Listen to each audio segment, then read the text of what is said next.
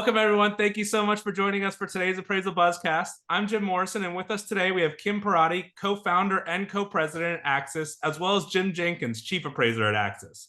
We'll be discussing what appraisers and AMCs can do during the tough market to succeed and push through. We also have a new segment at the end today called the Anonymous Appraiser. So let's get started. Kim, Jim, thank you so much for joining us. Thanks for having us. Absolutely. So I do know the market is down right now, and everything started slowing down. We're seeing a lot lower volume. What is something that appraisers can do during this to really up the chances of being used as far as quality control and making sure what they're doing is showing up their best side? Let me start real quick and then Jim can move in. There's two Jims on the call, but Jim Jenkins can move on to what we do in quality control. At Axis from inception, which was in 2009, we've always tried to work with appraisers who really want to build relationships. And during really good times, those appraisers who worked with us, helped meet due dates, gave us good communication, are the same appraisers that now in the slower times that we try to funnel most of our business to, because we want those best appraisers who've worked with us and supported us to be around after this particularly extra challenging market. So that's where we focus. That being said, I think every appraiser in the industry has that ability to create really strong bonds with AMCs. We don't consider ourselves just transactional.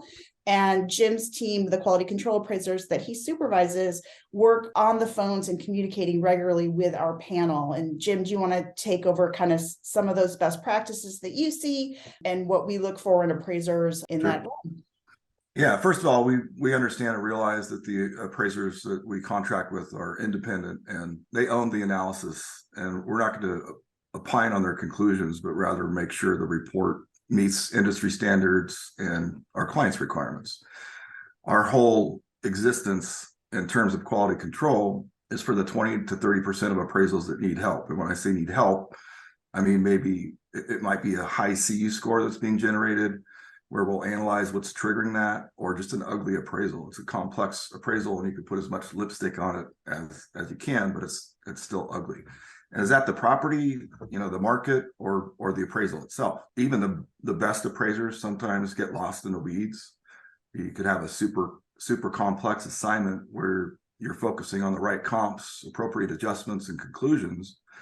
And in your head, you're finally finished, but all that racking of the brain, maybe you've forgotten to address something critical to the understanding of the approach, whether it be exposure time or other little things. QC team is in place to identify those things that are necessary to get a report that's underwriter ready from the start.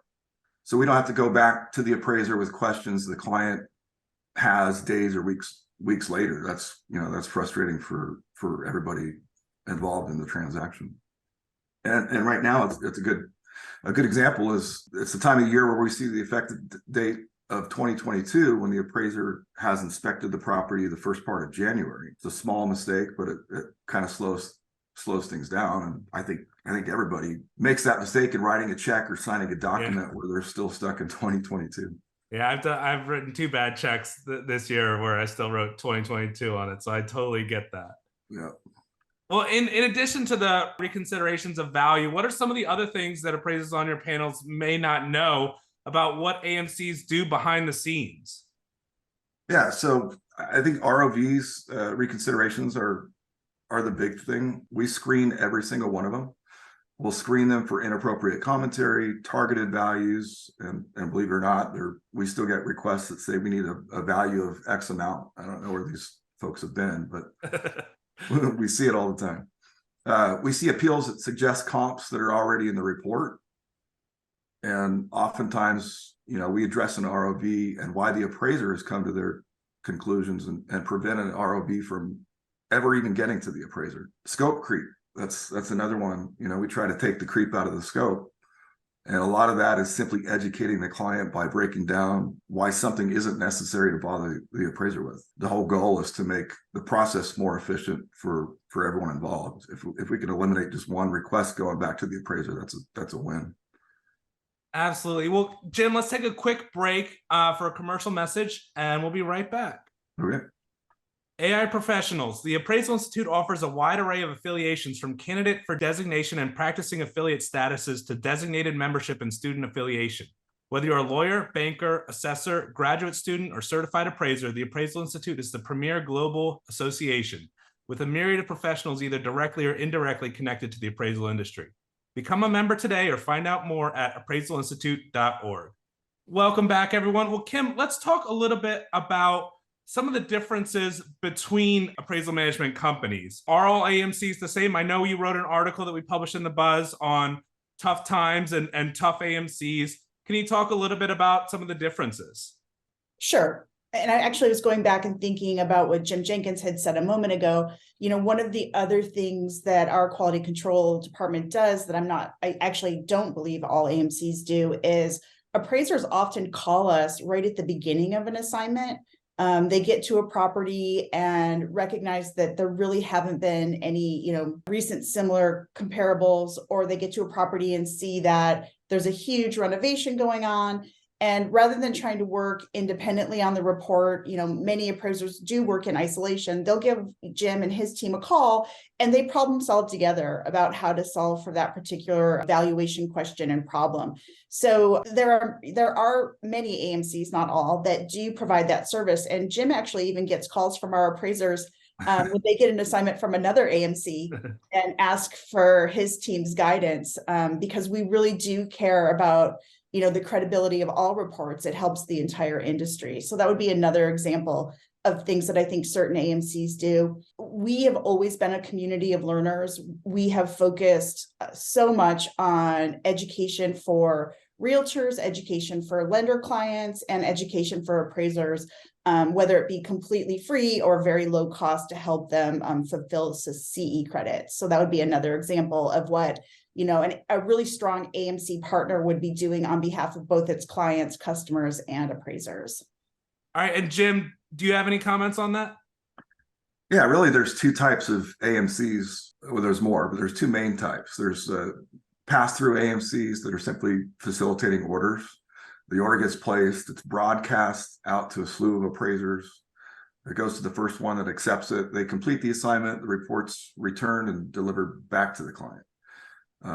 Then there's AMCs that act as a branch or agent of the client. By the way, we never broadcast assignments out. We develop relationships with the appraisers that are on our panel and select who we feel will do the best job. We don't select the lowest fee or the fastest turn time. It's not uncommon for us to take the highest fee and quote because we trust that that appraiser giving that quote has done their due diligence and knows exactly what they're getting into. So acting as a branch or agent of the client, we try to think and anticipate how they do so we can get them something underwriter ready the first time right. And we also support them. Most of our clients sell their loans or have to comply with their investors' requirements. And those investors may have questions, concerns, and we really act as a partner with our client to get those addressed. Well, yeah, I know that most appraisers who are on your panel appreciate that kind of helping out on them. And, you see on social media the ones that don't work with someone like that and how frustrating it is for them. So I know that you guys have done a great job with that. And I know the panel appraisers that you have completely agree with that. Let's change the topic a little bit and talk about the hot word right now is appraisal bias and what it means. What are some of the different types of bias and what can your clients expect when identifying the bias? So I'm going to start just a little bit. I think there's a lot of misunderstanding and even fear about the word bias. When we see bias in an appraisal, it does not mean that there is an element of racism in and of itself to it. We all have biases. We are socialized as individuals, inevitably create some level of bias. What we're hoping to do with, our appraisers is to help them understand that concept and then for them to start thinking critically about their work and trying to uncover their own biases to reduce them in reports. It could be something as simple as the language that is utilized in a report that maybe they've used for 20 years, or maybe recently to try to give more information to a client. They're cutting and pasting things from the internet without fully recognizing the wording within that and how that can lead to an unintended bias. So we look at bias much larger than just, racism or classism, but all types of bias that in your analysis could lead to a misleading or maybe not fully understood valuation. And then Jim, you want to talk about, exactly what you look for within quality control and how you help support appraisers to make sure that they don't make those unintended mistakes. Sure. Yeah, we've cataloged roughly 1,000 words or phrases that could be perceived or could be perceived as being biased. So searching for those words and phrases is part of our QC process. And I belong to several social media groups, appraisal groups on social media, and there are lots of appraisers talking about just simply not accepting the work in a Black or brown or minority neighborhood, and that's bias in and of itself. So being a good partner and addressing what bias really means, not necessarily racist, is very important. And as long as the topic of bias is in the bias in the appraisal is gaining national attention through consumers and the government, I think we should all be concerned. And speaking of that concern, there have been discussions about a centralized agency handling all the value appeals completely and specifically the ones on bias. What are your thoughts on that? In theory, I understand the thought process.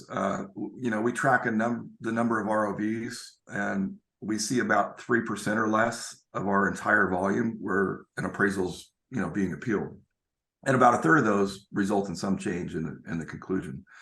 I just don't see how a centralized agency could manage that process. One, the entity that's facilitating the appraisal should already be familiar with the appraisal itself. I just can't imagine a staff in that agency thought to be put in place could handle that type of volume and start from scratch. Think about the boom cycle and how backlogged would that agency be with a flood of reconsiderations piling up. Now, I do think if there is a legitimate bias concern that's been raised, then maybe the AMC should be removed from the process. If there is a bias, the case is going to go somewhere where the FHFA, FHA, or some other agency. So in theory, we kind of already have that in place, but when it gets to that point, the damage is usually already done. And I think lenders and AMCs, regardless of where the decisions are made with the agencies, can do themselves a favor by having a very clear, transparent, and reproducible process for reconsiderations of value. And part of that process should be an appeal. If the ROV comes back and there are still questions that weren't answered or weren't answered in a way that makes sense to the consumer, then there should be an elevated process. It doesn't mean that an ROV should live in perpetuity, but there has to be a process that is transparent, that everyone can understand, and it's consistent across channels. Yeah, well, that's great information, and I completely agree with you both. And Jim, seeing some of the stuff on social media about how they just refuse to take it, I understand that. I see that too, and that's just the wrong way to handle it completely. So it does help when you have somebody in your corner helping you through this process. We're going to take one more quick break, and then we're going to come back with our new segment, Anonymous Appraiser. We've got exciting product news. Cubicasa, the floor plan app, has announced free floor plans are now available across the nation. The best part is it only takes 5 minutes at the property to complete the scan with no disto or measuring needed. In addition to the free version of floor plans now offered across the US, Cubicasa will also be making available ANSI-aligned digital GLA products for as low as $15 per scan, as well as expanded options for you to configure the product to best meet your need. To find out more or to start your free scans, visit cubicasa.com. Well, welcome back, everyone. So we are over 100 episodes into the Buzzcast, and we've decided to add a new segment now. We do get questions a lot from our readers, and I think this is going to be a good segment for people to send in questions that they may be afraid to ask on social media through the backlash or just it getting out there. So we got a question the other day from an anonymous appraiser that says, I'm a trainee in blank, and I'm a regular listener to the Appraisal Buzzcast. I was wondering if someone might be able to offer some thoughts on what to do if my sponsor had me sign a non-compete or non-solicitation agreement. I should be cleared to take my certified residential exam sometime this spring, and I'm not sure how to proceed once I'm licensed. Thanks for your help. So I will say that's a really tough situation to be in. I know it's hard to find a mentor as it is. I want to let everybody know these are our personal opinions and not legal advice. So I would recommend you contact a local attorney in your state before doing any decision. But what do you guys think about this question? Yeah, so as an employer, when I onboard a new employee, some of those employees do come to us that their former employer has had them sign a non-compete or a non-solicitation. And as part of that process, we have to figure out if in fact we can, complete that transaction and have that person become part of the Access family. I'll say a couple things about it. One, there's a huge difference between a non-compete and a non-solicitation. A non-compete typically has language in it that says, once you leave here, you can't work in this field, which is very different than a non-solicitation that says, look, once you leave my company for a period of time, you can't reach out to the clients that I've gathered. Which makes sense, right? If an appraiser is willing to take on a trainee, which is a huge, time commitment for that appraiser, they don't want that trainee to turn around and then try to take the clients with them. So that's understandable. Non-competes are different because depending on the severity of the non-compete, it can actually set it up so that the individual who has gotten credentialed, has all their education is in a field, and now suddenly they aren't able to work in that field, which is a very different thing. Many states consider non-competes unenforceable. So one of the things they need to look at is, what am I signing? Am I signing a non-solicitation? Am I signing a non-compete? What's the severity of that particular non-compete? And then do I actually live in a state where the state's going to say it's not enforceable? So for example, if that trainee lived in California, non-competes are not enforceable in California. But again, back to your point, Jim, anytime you're in that situation, it's worth the time to spend the money on an attorney to really understand what that particular contract is asking of the individual who is thinking about signing it. Yeah, I think that's great advice. And like you said, there is a difference between the two. I would recommend that, as far as if you are going out on your own, not going after their clients, reaching out to new AMCs, starting off on your own foot. I do know that from what I understand, in certain states, if the DNCs are too much of a burden, they can enforce it, because basically you spent all this money to get licensed and now you can't work in that county or state. So it really depends where you are. I would double check on that. Another idea I had is, some of these hybrid desktop inspections is maybe doing the inspection part of it, going out and doing those and learning the area through that. That might be something that you could do as you're going through this process. But I know it's a really tough situation. I would get out there and I would meet as many of these AMCs and lenders and meet them face to face. I think that's a great way to do that. You could either do that at a Valuation Expo or a conference or something like that. So we hope you can talk to a lawyer and figure it out. And welcome to the industry. We're excited to have you. Yeah. And I do think you just hit on a really important point as you're, determining which AMCs you're going to work with. Pick up the phone. Jim and his team, myself included, we love talking with appraisers, and the more we get to know them, the fewer problems there are, right? Because sometimes in an email, something can be misconstrued. So picking up the phone and talking to us, we're real people. We put on our pants the same as everyone else, and really do appreciate having relationships with the folks who are providing an invaluable service to their communities. Well, thank you guys so much. I think this is a great episode. I think that people are really going to enjoy it. And let us know what you think of the new segment. If you have any questions that you've been afraid to ask on social media, reach out to us at comments@appraisalbuzz.com. Thank you so much, Kim and Jim. We really appreciate it. Thanks for having us. Well, thanks to our sponsors and thanks for our listeners for joining us. Have a great day.